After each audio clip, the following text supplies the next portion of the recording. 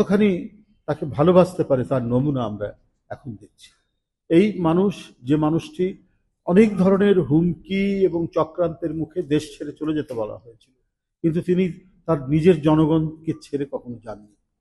নিপীড়ন সহ্য করেছেন, নিপীড়িত হয়েছেন, আপোষ করলে করতে পারতেন, সুখে থাকতে পারতেন বিদেশে গিয়ে, কিন্তু কারাগারের তাও কি সবচাইতে পরিত্যক্ত কারাগার, সরকার যেটিকে পরিত্যক্ত ঘোষণা করেছে সেখানে রাখা হয়েছে। সেই কারাগারের মধ্যে থেকেও তিনি কোনো ধরনের আপোষ করেন। রাজনীতিতে মানুষ একটি শব্দ প্রচলিত হয়ে গেছে, অর্থাৎ রাজনীতিবিদ বা যারা রাজনীতি করেন তারা যেটা বলেন সেটা বাস্তবায়নে দ্বিধা করেন বা বাস্তবায়ন হয় না।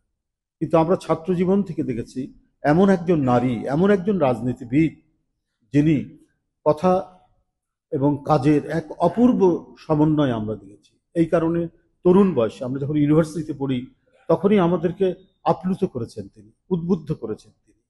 বলেছেন যে আমি নির্বাচনে যাব না, যাননি। আরো অনেকে বলেছিলেন, কিন্তু তারা গেছে। এই যে অঙ্গীকার এবং ওয়াদা, বিশেষ করে আমাদের ধর্মের এটা একটা বড় দিক আমরা দেখেছি, সেই দিকটি তিনি সবসময়ের জন্য অন্তরে ধারণ করতেন এবং মানুষের কাছে এই কারণেই তিনি অত্যন্ত সমাদৃত, শ্রদ্ধেয় হয়ে রয়েছে।